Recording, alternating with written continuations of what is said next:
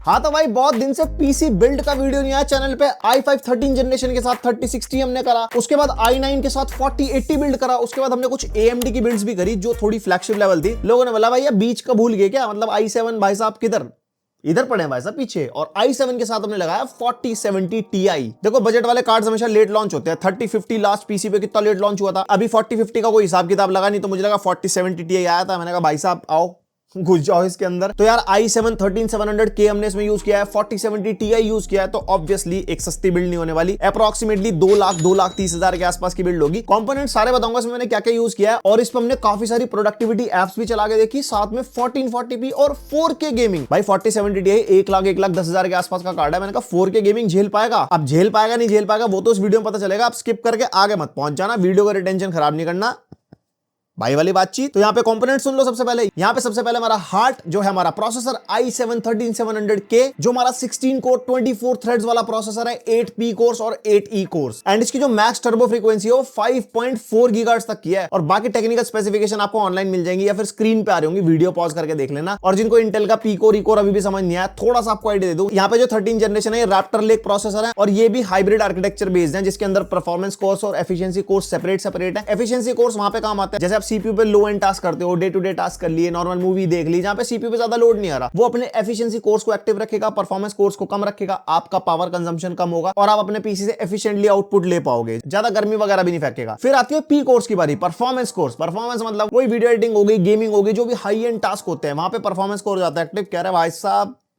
सब फाड़ देंगे तो वहां पे टेम्परेचर्स भी राइज होते हैं, वहां पे पीसी आपका ज्यादा पावर भी कंज्यूम करता है। तो अलग अलग टास्क के हिसाब से आपके कोर्स को अलॉट किया जाता है आपके प्रोसेसर की तरफ से। तो ये हाइब्रिड आर्किटेक्चर यहां पे काम आता है। और ये जो प्रोसेसर है 39,000 के आसपास चल रहा है आज की डेट में, लाइक जिस दिन मैं वीडियो बना रहा हूं। उसके बाद जो हमारा मदरबोर्ड है MSI की तरफ से Z790P, जो कि 23 से 24,000 का मिलेगा आपको आज की डेट में। और ऑब्वियसली LGA 1700 सॉकेट को सपोर्ट करता है। सॉकेट वही जहां पे आपका प्रोसेसर लगता है ना। तो 12 जनरेशन भी LGA 1700 पे थी, 13 जनरेशन भी LGA 1700 पे। तो अगर आप सोच रहे हो इंटेल पे अपग्रेड करने का और आपने लास्ट जनरेशन का पीसी बिल्ड किया हुआ है, तो आपको मदरबोर्ड चेंज करने की जरूरत नहीं है, सीधा प्रोसेसर घुसेड़ दो। और यहाँ पे इस मदरबोर्ड पे आप मैक्सिमम 128 GB तक रैम लगा सकते हो। एंड यस, ये मदरबोर्ड यूज करने का एक और रीजन है, DDR5 रैम को ये सपोर्ट करता है, जिससे हम मैक्सिमम CPU GPU की परफॉर्मेंस को निकाल पाए। वैसे DDR4 में भी काम चल जाता है, बट नहीं, DDR5 लगानी है, लेटेस्ट जनरेशन है, एकदम तगड़ी परफॉर्मेंस आपको दिखानी है। और साथ में Wi-Fi 6E and Bluetooth version 5.3 आपको इस मदरबोर्ड में मिल जाएगा। तो अगर आप एक मदरबोर्ड सोच रहे हो अपने i7 या i9 पीसी बिल्ड के साथ, तो आप इसको कंसिडर कर सकते हो। उसके बाद हमारा फेवरेट कंपोनेंट हमारा ग्राफिक्स कार्ड, MSI की तरफ से सुप्रीम X RTX 4070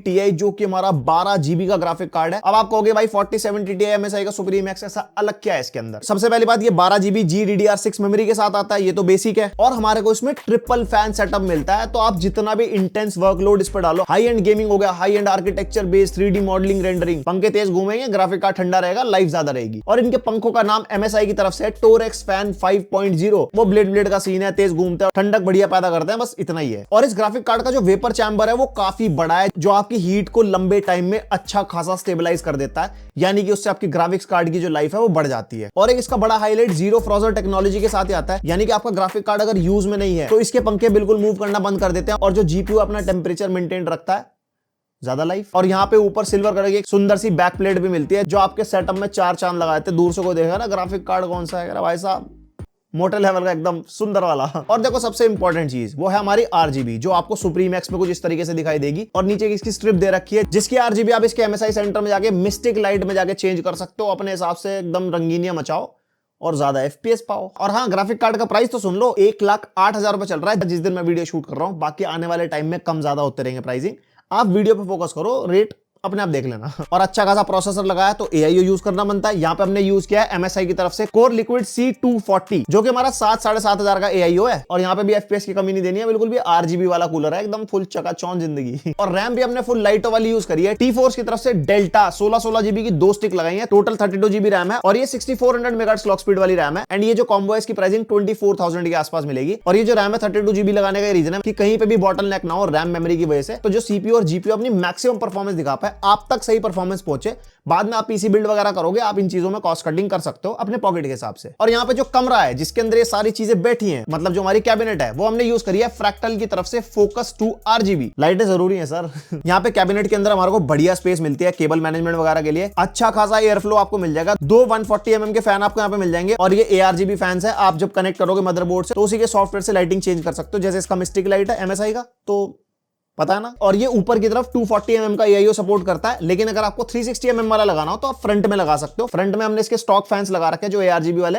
अगर कूलर लगाना तो फ्रंट में कूलर लगा लो, मर्जी आपकी है। और इस कैबिनेट की प्राइसिंग मात्र 8,000 रुपए। आप देख सकते हो कितनी सुंदर प्यारी कैबिनेट है। इसका एयर फ्लो भी अच्छा खासा है और प्राइसिंग भी ठीक ठाक है। देन आती है हमारी स्टोरेज, जो एक सब्जेक्टिव चीज है। किसी को स्टोरेज HDD लगानी है, किसी को SSD लगानी है, कोई 1 TB लगा रहा, 2 TB लगा रहा, और कोई तो 512 GB में घुस जाए। इसके अंदर हमने लगाया टीम ग्रुप की तरफ से MP33 SSD, और ये हमारी 2 TB की Gen 3 SSD है। इसकी प्राइसिंग मात्र 14,000 रुपए। 14,000 रुपए में आपको SSD मिल रही है Gen 3 वाली, वो भी 2 TB। 2,500 के आसपास रीड स्पीड है और 1800 MBPS के आसपास राइट स्पीड है। तो अगर इस रीड राइट स्पीड से आपका काम चल सकता है और आपको सस्ते में ज्यादा स्टोरेज चाहिए, like SSD fast storage, hard drive तो वैसे भी 200-250-300 MBPS से ऊपर नहीं जाती, तो आप ये ऑप्शन चूज करके चल सकते हो। और इस स्टोरेज का सबसे बड़ा हाईलाइट 5 साल की वारंटी के साथ ही आती है। और भाई इस पावरफुल मशीनरी को पावर देने के लिए पावर सप्लाई मैटर करेगी। हमने इसके अंदर यूज करी है MSI की MPGA750GF, जो कि हमारी 80+ गोल्ड वाली पावर सप्लाई है। और हाँ, इस मशीनरी के लिए 750 वॉट की power supply more than enough है। और इस PSU की प्राइसिंग 7800 के आसपास है। तो इस पीसी की टोटल कॉस्टिंग 2,30,000 के आसपास आई है, जिसको हम चाहे भी तो कम नहीं कर सकते। जिसमें हमने AIO काफी ठीक ठाक यूज किया, ज्यादा महंगा नहीं है। हमारी कैबिनेट भी काफी ठीक ठाक है, ज्यादा महंगी नहीं है। ग्राफिक कार्ड और प्रोसेसर तो महंगे ही, बस हाँ रैम में आप खर्चा बचा सकते हो। DDR4 रैम यूज कर लो, या फिर मदरबोर्ड ज्यादा महंगा ना लेके DDR4 वाला मदरबोर्ड लगा लो, उसके अंदर भी अच्छे खासे काम आ जाएंगे। बट थोड़े से परफॉर्मेंस में लैग मिलेगा ऑब्वियसली रैम की वजह से। और बाकी स्टोरेज तो आपके ऊपर डिपेंड करती है। आप चाहे हार्ड ड्राइव लगा लो, अगर ज्यादा स्पीड से आपको मतलब नहीं है, आराम से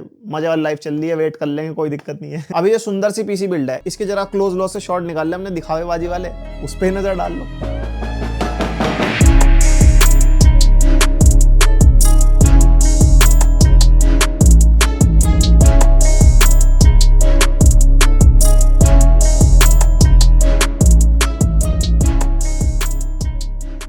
बस बस बस बहुत हो गया RGB के नशे। अब जरा परफॉर्मेंस की बात कर लेते हैं। सबसे पहले नंबर, बेंचमार्क्स वाली बातचीत। सिनेबेंच R23 के स्कोर्स आप देख सकते हो, मल्टी कोर 27,000 के आसपास और सिंगल कोर भाई 2,000 के आसपास। इंटेल के CPU गेमिंग के मामले में बढ़िया परफॉर्मेंस देते हैं, क्योंकि सिंगल कोर परफॉर्मेंस अच्छी होती है इनकी। देन यहाँ पे Geekbench के स्कोर्स देख सकते हो, यहाँ पे ये भी CPU की टेस्टिंग के लिए होता है, मल्टी कोर सिंगल कोर अंधाधुंध। और Geekbench का OpenCL स्कोर भी देख सकते हो, ये GPU के लिए होता है 2,14,000। और एक चीज क्लियर कर दो, Geekbench 5 नहीं, अब Geekbench 6 आ गया, तो अब Geekbench 6 ही हम टेस्ट करेंगे। आप भी जब टेस्टिंग करोगे ना, और कंपेयर करना हो तो Geekbench 6 ही डालना, समझ रहे हो ना। उसके बाद PC Mark 10 9,000 के आसपास स्कोर, जो कि काफी बढ़िया है। और 3D Mark X5 में देखो भैया 22,000 के आसपास का ओवरऑल स्कोर, जिसपे ग्राफिक्स स्कोर 23,000 और CPU का स्कोर 19,000 के आसपास। एंड ये GPU की ताकत पहचानने के लिए ब्लेंडर बेंचमार्क 4200 के आसपास स्कोर निकाल के दिया इसने। अब जिनको भी लग रहा होगा भैया ये नंबर क्या है, तो ये सारे टेस्ट हैं, कुछ CPU के हैं तो कुछ GPU के हैं। अगर आप अपनी PC बिल्ड करोगे या अभी आपको PC बिल्ड करनी है, तो ये सारे CPU GPU के स्कोर्स ऑनलाइन भी मिल जाते हैं। कभी PC बिल्ड करना हो बस नंबर मैच कर लो कि i5 और i7 में कितना नंबर का डिफरेंस आ रहा, हायर इज बेटर, बस इतना सही है। अब आपको जरा रियल लाइफ बातचीत बता दो, क्योंकि पिछले लगभग 1-1.5 महीने से हम इसको यूज कर रहे हैं और इसकी परफॉर्मेंस जबरदस्त। तो परफॉर्मेंस के मामले में सबसे पहला हमारी जो 4K वीडियो एडिटिंग रहती है, 4K वीडियो एडिटिंग करनी हो या आफ्टर इफेक्ट्स वगैरह चलाना हो, तो वहां पे टाइमलाइन रेंडर में हमारा CPU काफी हद तक यूज होता है। GPU पे साइड बाय साइड होता है, बट CPU का बहुत बड़ा रोल होता है। और बाकी डे टू डे टास्क करने हो भाई, i7 13 जनरेशन है, ये आराम से हैंडल कर लेगा, जितना मर्जी बैकग्राउंड में कुछ भी करो। अगर आप स्टूडेंट्स वगैरह को देख रहे हो, चाहे कॉलेज वाले चाहे स्कूल वाले, कोडिंग वोडिंग करनी हो तो आराम से एंड्रॉइड स्टूडियो वीडियो जो चलाना है एकदम फुल हाई लेवल, कोई दिक्कत नहीं है, कोई ऐसा लैग नहीं मिलेगा आपको। और गेम डेवलपमेंट वाले सोच रहे होंगे कि आपको 4070 Ti कैसा है, 12 GB VRAM के साथ आता है, इनफ है मतलब आपके काम के लिए। और जो ये प्रोसेसर है ना, आप i9 तक का बजट नहीं बना पा रहे, आप इसका ले लो। i7 13 जनरेशन और i9 13 जनरेशन में रियल लाइफ में जैसे हम नॉर्मल यूज करते हैं ना, उसमें हम इतना डिफरेंस निकाल नहीं पाते। हाँ नंबर्स में फर्क दिखेगा, अगर साइड बाय साइड चलाओगे तो भी फर्क दिखेगा, बट अगर अलग अलग चलाओगे ना, आपको लगेगा हाँ ठीक है चल तो रही है ना। और गेम डेवलपमेंट की बात करा तो हाई शेडर्स वगैरह आपको यूज करने हो, मॉडलिंग वगैरह आप करते हो, 3D मॉडल्स आप बनाते हो या आर्किटेक्चर के लिए यूज करना हो, तो ये पीसी आपको डिसअपॉइंट नहीं करेगा। तो मतलब मेरा ओवरऑल कहना ये था कि अगर 4080 4090 तक का बजट नहीं है, 4070 आपके लिए एक स्वीट स्पॉट हो सकता है सारे काम करने के लिए। बाकी इससे ऊपर तो फिर चीजें ओवरकिल हो जाती है। आपको अगर नीड है आप किस टाइप के सॉफ्टवेयर या किस टाइप के गेम्स चलाना चाहते हो तो ऑनलाइन आप कंपैरिजन वगैरह देख सकते हो। अगर आपको लगता है आपका काम नहीं करेगा तो ऊपर जाओ, वरना इस लेवल पे भी भाई 2,30,000 की पीसी बिल्ड है, तो एक तरीके से भाई काफी हाई एंड पीसी बिल्ड हो गई है। अब तुम्हारा फेवरेट पार्ट गेम टेस्ट। हमने 1440p और 4K दोनों में गेम टेस्ट किया क्योंकि भाई 4070 Ti लगा, हमारे को इस ग्राफिक्स कार्ड की फुल परफॉर्मेंस जाननी थी। तो गेम टेस्ट पे नजर मारो, फिर जरा कंक्लूजन की बात करते हैं। यहाँ सबसे पहले हम वैलोरेंट टेस्ट कर रहे हैं सीपीयू की पावर को नापने के लिए, और यहाँ पे हाई सेटिंग्स पे हम कर रहे हैं टेस्ट। और लेफ्ट साइड में 1440p, राइट साइड में 4K, वैसे बताने की जरूरत नहीं है, इतना बड़ा बड़ा छाप रखा है मैंने। और यहाँ पे हमारे को लगभग सेम FPS मिल रहे थे दोनों रेजोल्यूशन में, क्योंकि वैलोरेंट इतना हाई ग्राफिक्स वाला गेम नहीं है ना। एंड एक और चीज, लेफ्ट साइड में जो हमारा मॉनिटर है वो 1440p 27 इंच का OnePlus का मॉनिटर है, ये हमने रिव्यू कर रखा है। और राइट साइड में हमारा MSI का Optix MPG321 4K मॉनिटर है 144 हर्ट्ज वाला, इसका भी रिव्यू हमने कर रखा है चैनल पे, आप जाके देख सकते हो। और यहाँ पे आपको मोटा मोटा स्टैट्स समझा देता हूँ। सबसे पहले नंबर पे जीपीयू के स्टैट्स है, जहाँ पे जीपीयू का टेंपरेचर, उसकी कितनी यूसेज, उसकी क्लॉक स्पीड और उसकी वोल्टेज। सिमिलरली हमारे सीपीयू के स्टैट्स है। फिर बीच में मेमोरी, वो है हमारी जीपीयू की मेमोरी, कितने जीबी का ग्राफिक कार्ड यूज हो रहा है, उसके बाद रैम और उसके बाद FPS। एंड यहाँ पे आप देख सकते हो 4K रेजोल्यूशन में जीपीयू ज्यादा पावर ड्रॉ कर रहा है, क्योंकि जीपीयू इंटेंसिव हो जाती है गेम। और 1440p यानी कि कम रेजोल्यूशन पे जीपीयू कम पावर ड्रॉ कर रहा है, बट सीपीयू ज्यादा पावर ड्रॉ कर रहा है। यानी कि सीपीयू की पावर का अंदाजा कम रेजोल्यूशन पे होगा, जीपीयू की पावर का अंदाजा ज्यादा रेजोल्यूशन पे होगा। उसके बाद GTA 5, और यहाँ पे हमने सेटिंग्स रखी थी वेरी हाई, सब कुछ वेरी हाई पे रखा था यहाँ पे। और यहाँ पे वेरी हाई सेटिंग्स पे आप देख सकते हो ज्यादा एज सच डिफरेंस नहीं आया FPS का, 10 से 15 FPS का डिफरेंस है। और स्टोरी गेम्स में ना डिफरेंट सीन्स पे भी डिपेंड करता है कि कैसा सीन चल रहा है स्क्रीन पे, उसके अकॉर्डिंग हमारे FPS वेरी करते हैं। और बाकी सारे स्टैट्स आपके सामने सारे आप देख सकते हो, मैं ऑलरेडी बता चुका हूं। उसके बाद फार क्राई 6 अल्ट्रा प्रीसेट पे हम यहाँ पे टेस्ट कर रहे हैं। और यहाँ पे पहले बता दो, कोई भी FSR हम ऑन नहीं रखेंगे किसी भी गेम में, ना ही DLSS। और यहाँ पे 4K में हमारे को 90 FPS के आसपास मिल रहा है, एंड 1440p में हमारे को 150-160 FPS के आसपास मिल रहा है अल्ट्रा सेटिंग्स पे। तो भाई जो 4070 Ti वाला ग्राफिक कार्ड है, ये 4K गेमिंग कैपेबल कार्ड है। अगर आपके जेब में पैसे खाली हो जाए तो 1440p वाला मॉनिटर लोगे आप ऑब्वियसली, तो कोई दिक्कत नहीं है। अगर जेब में मोटा रोकड़ा है तो 4K गेमिंग भी आप इस कार्ड से आराम से कर सकते हो अल्ट्रा सेटिंग्स पे। उसके बाद स्पाइडरमैन माइल्स मोरालेस, एंड यहाँ पे नीचे आप देख सकते हो DLSS हमने ऑन नहीं रख रखा, वेरी हाई सेटिंग्स पे हम टेस्ट कर रहे हैं। रे ट्रेसिंग हमने ऑफ रखी थी, सिर्फ वेरी हाई सेटिंग्स पे हम इसको टेस्ट कर रहे थे। और यहाँ पे सेटिंग्स में सिर्फ 4K की दिखा रहा था आपको, 1440p की भी सेम ही सेटिंग्स, बस रेजोल्यूशन का डिफरेंस था। और यहाँ पे आप देख सकते हो, यहाँ पे भी 40 से 50 FPS का डिफरेंस है, जितना फार क्राई 6 में हमारे को मिल रहा था।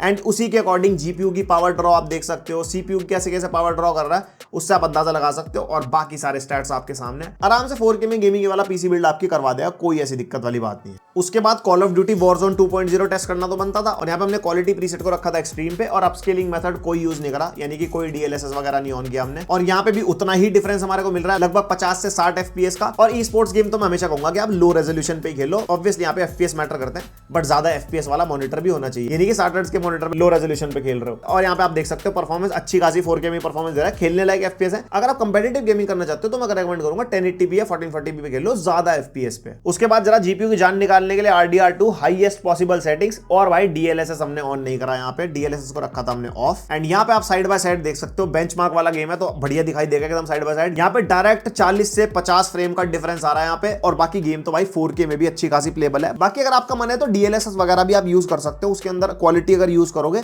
तो अच्छे खासे फ्रेम रेट आपको मिल जाएंगे 4K में भी। बाकी रॉ परफॉर्मेंस आप हमेशा से मांग रहे थे जीपीयू की, हमने कहा लो भाई। उसके बाद हमें लगा जीपीयू की जरा जान निकाल दी जाए साइबरपंक टेस्ट करके, और यहाँ पे हमने अल्ट्रा सेटिंग्स पे टेस्ट किया है, अल्ट्रा सब कुछ हाईएस्ट पे, रे ट्रेसिंग भी ऑन, बट DLSS हमने यहाँ पे ऑन नहीं रखा, सब कुछ नॉर्मली हाईएस्ट पे कर दिया। और यहाँ पे भाई 4K में हमारे को 30 से 35 FPS मिल रहे हैं, वहीं पे 1440 में 50-55 FPS मिल रहे हैं। तो 4K में साइबरपंक खेल सकते हो, बट अगर रे ट्रेसिंग कम कर लो या DLSS ऑन कर लो, वरना 1440 पे तो भाई रे ट्रेसिंग के साथ तगड़ा लग रहा है। तो हमने सोचा कि क्यों ना DLSS को क्वालिटी पे रखा जाए, और सेटिंग्स हमने रखी सेम हाईएस्ट अल्ट्रा पे, और रे ट्रेसिंग भी हमने ऑन रखी हाईएस्ट पे। एंड यहाँ पे हमारे को DLSS क्वालिटी पे रख के 40 से 45 फ्रेम मिल गए, जो कि प्लेबल हैं। और 1440p में हमारे को 70 से 80 फ्रेम मिल रहे थे, जो कि ऑब्वियसली भाई 60 से ऊपर है तो स्टोरी गेम में क्या ही दिक्कत है, कोई ऐसी टेंशन वाली बात नहीं। तो यही थी इसकी गेमिंग की परफॉर्मेंस, आप इससे अंदाजा लगा सकते हो कि 4070 Ti अगर आप पेयर करोगे i7 13 जनरेशन के साथ, तो ऐसी कुछ परफॉर्मेंस आपको मिलेगी गेमिंग में। तो भाई ये था इसका पूरा रिव्यू i7 13700K के साथ 4070 Ti का। और यहाँ पे अगर आपका पीसी बिल्ड का बजट है 2,20,30,000 के आसपास का, तो आप ये कॉम्बिनेशन यूज कर सकते हो। आज की डेट में परफॉर्मेंस आपने देख ली, मैंने अपना एक्सपीरियंस सारा कुछ शेयर कर ही दिया। और कोई पीसी बिल्ड आपके दिमाग में आ रही होगी भैया इसकी पीसी बिल्ड कर दो, मतलब मेरे को स्पेसिफिकली प्रोसेसर और जीपीयू बता देना। प्राइसिंग आप बताते हो ना 50K में, 60K में, 1 लाख में, देखो वो बहुत सारी चीजें मैटर करती है। कोई मदरबोर्ड को यूज कर रहा है, कोई कूलर कुछ और यूज कर रहा है, कोई पावर सप्लाई कम वॉट की यूज कर रहा है, कोई ज्यादा वॉट की यूज कर रहा है, बहुत सारी चीजें मैटर करती है जो एक्चुअल प्राइसिंग को अफेक्ट करती है। तो आप हमारे को सजेशन दो, हम पीसी बिल्ड करके परफॉर्मेंस दिखा देंगे। जो बाकी के फैक्टर्स है ना, वो आप अपने अकॉर्डिंग चूज कर सकते हो। तो बस आज की वीडियो के लिए इतना ही था। पसंद आई हो वीडियो तो लाइक मार देना। और हाँ, हमारी वीडियो में दिखाया हुआ कोई भी प्रोडक्ट आपको बाय करना हो, व्यू प्रोडक्ट्स पे क्लिक करके वहां से आप चेकआउट कर सकते हो। और अगर हमसे प्यार हो गया हो या ज्यादा प्यार करते हो पहले से लेकिन सब्सक्राइब नहीं किया, तो सब्सक्राइब करो, बेल आइकन पे ऑल करो। मिलते हैं नेक्स्ट वीडियो, अब तक के लिए बाय।